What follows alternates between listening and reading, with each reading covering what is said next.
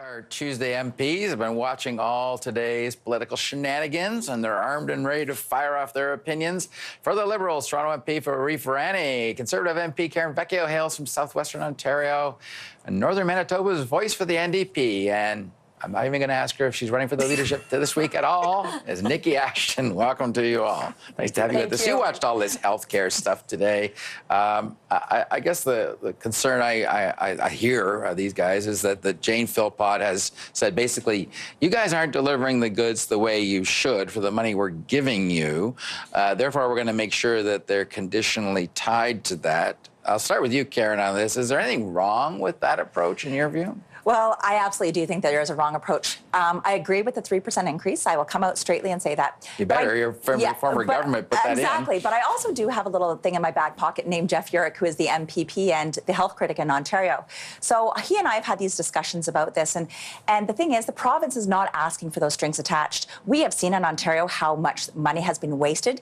But I think what's happening is money's been wasted, but they're not telling Canadians or Ontarians that they too are cutting the budgets. They're saying that the federal government's giving less money, but we know that the province has actually decreased the amount of spending that they're putting into the can of money there as well. So there's a lot of concerns. I don't think that the money should be tied, but I think that they should be responsible for spending the money and making sure to the Ontarians or to all the other provinces that they're responsible for that money. You share those concerns, Nikki?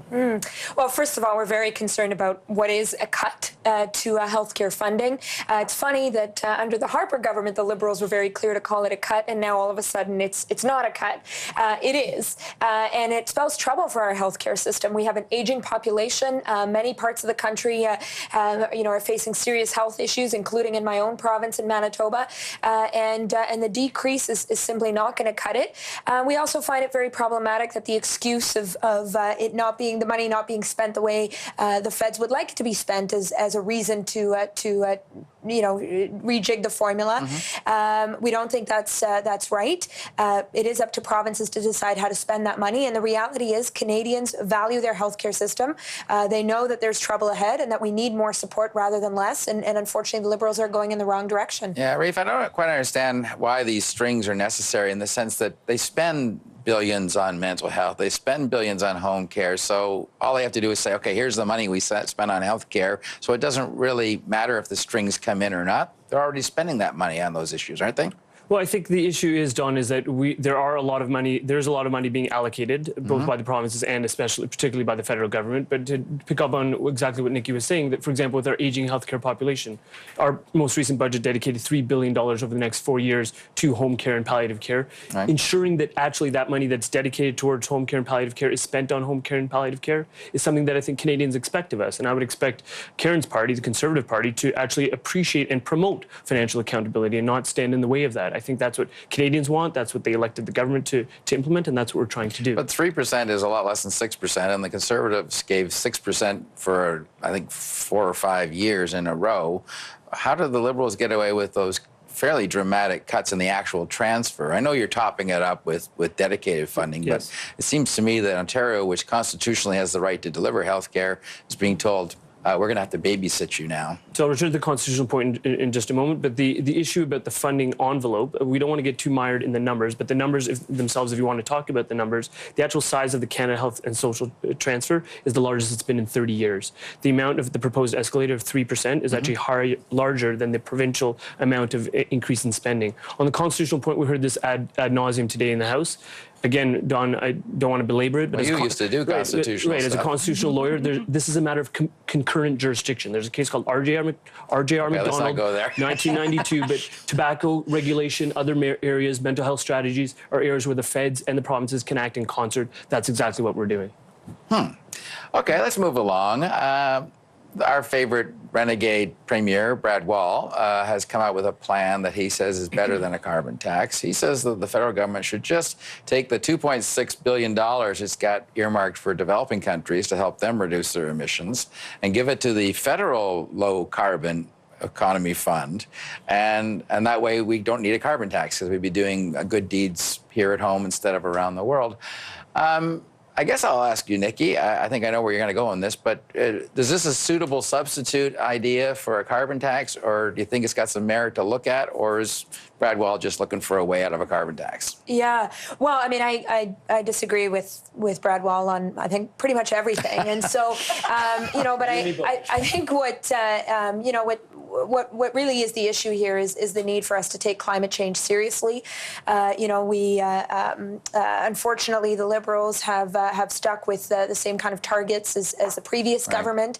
You know, climate change, whether it's in the part of the country in the north where I live, is a serious issue that we can see the effects of, and we need to have a realistic plan to get there. And so I don't think Brad Wall's plan is in that vein, but we also have expressed concern about where the Liberals are going in terms of their vision as well. Catherine McKenna should just turn around and say, you're right, that carbon tax shouldn't be going through. We should do what Brad Wall says. Can you see that happening, Arif? Well, I'll tell you what I can see happening is that they put out a white paper, and there's 3 pillars that are articulated in that white paper, and those are 3 areas that we're already working on. So there's infrastructure components, adaptation, innovation. We are meeting with premiers like Brad Wall, and I think this is important on this point, but also on the previous point about the healthcare component, is that we're engaging provinces as opposed to a decade under the previous government where there was a complete withdrawal from intergovernmental connections, relations, discussions, meetings. We're having those meetings. They are ongoing. We're here to listen to Premier Wall. We also appreciate that 86% of the country is already under a jurisdiction that puts a price on carbon pollution. We're bringing the other 14% on board, and we think that's an important step forward that Canadians are expecting of the government. I'll be shocked if you think, I hear you say it's a bad idea, Karen, but what do you think? Canadians, that's what we're doing here. So, you know, I appreciate where Brad Wall came from, but we recognize that the Liberal government's not going to look at that and say, yeah, well, maybe we should help out and start innovation projects in our own backyards. But we have to recognize in some of our very rich resource areas, especially in Alberta, where we've seen a lot of job losses, something like this might help. I'm not asking for that $200.65 billion, but at the same time, we need to make sure that if they're putting a price on carbon, that we're helping with innovation as well. And so there has to be the money for that. But at the end of the day, it's taxes for all Canadians. And that is the way I see it. So, final topic. The MP named Brad Trost for the Conservatives. He's running for the leadership, and he wanted to speak today to a transgendered bill that, as I understand, passed and went off to committee, protection for transgendered people. He feels quite miffed he couldn't speak on this.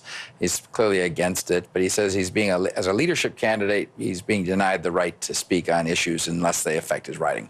I guess, Nikki, I wasn't going to say this, but in case you become a leadership candidate, should, as a matter of practice, leadership candidates be allowed to speak to legislation? If not, why not? Well, looking in terms of the specifics, you know, it is up to the Conservatives to decide how they're going to conduct their own leadership race, and you know, we obviously respect that decision, and we'll be making our own decisions in terms of possible candidates, whoever they might be. But I do want to say that today is a historic day. You know, Randall Garrison, my colleague in the NDP, has long been championing trans rights. We're very pleased to see the government move forward on this as well. It's a very historic day for not just trans folks, but broadly in terms of human rights in our country. So I'll stick to the positive on this and say that that I'm proud that we're moving forward. And I think it's a good day for parliamentarians as well. Many of us stood up for human rights today, and that's a good day. Nice segue. Very well done. Okay, Karen, where are you on this? Brad actually had the opportunity to speak today in the House before the debate had collapsed. So he did have a few minutes prior to question period to speak on this issue. But at the same time, I do agree. We need to make sure that when we're doing leadership, that someone's not using the House of Commons as a platform. We need to have equal playing ground for all of our candidates. I myself had 3 of the candidates out of my riding, and I think that's the thing. We need to allow them to be there to speak, but the House of Commons is not where to put out their platform. And so I think that's very important. But it's legislation that affects all Canadians. As an MP, you have an obligation to represent your constituents on and legislation. He had the opportunity to vote his way, and he had voted against this legislation. So I appreciate he did have the opportunity to speak and the opportunities to vote against it as he wished. Arif, where are you on this? Well, I find that a bit rich, in fairness to Karen, because there was a time prior to Mr. Kennedy's departure where he was using the House of Commons exactly as that, as a platform for his provincial leadership bid. I appreciate there's a jurisdictional difference. Right. I appreciate Nikki's point. It's a valid point. It is an incredibly significant thing that we have enacted legislation that will combat and prohibit discrimination on the basis of trans status and gender identity discrimination in Canada. As a human rights lawyer, I applaud that. It's phenomenal. I'm glad that we were able to back an important initiative commenced by Randall and some other NDP colleagues earlier. That being said, I also think it's important that Canadians, through the House of Commons, are able to hear and understand the perspectives of all people in the chamber, including people that are actually vying for the leadership of one of the significant major parties.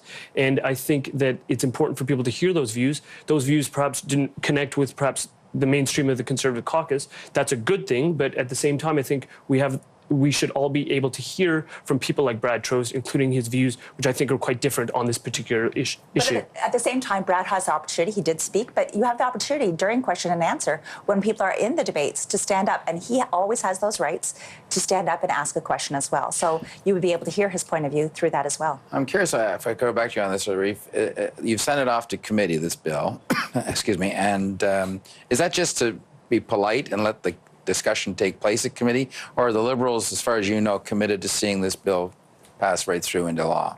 We're very committed. This is part of our mandate. This is part of the mandate letter that was given to Jody Wilson-Raybould. But we're also believing the committee system, and if the committee is there to present further amendments that can strengthen this, we are all for that kind of. It's not lip service, Don, if that's what you're asking about why it's been sent off to committee. But it's sometimes think bills are sent off to committee just so you can let them have a discussion and then they get. I don't think that's the case here. Okay. I think our government's demonstrated that we're very committed to this kind of. And the Conservatives are behind this, as far as you know, or? It was a free vote today, so that I think about 40 of them decided not to vote for it. So that means 59 of us did, kind of thing. So You did? You did. yes, I did. All right. Wow, it is new. All right. Thank you all. Appreciate you coming in.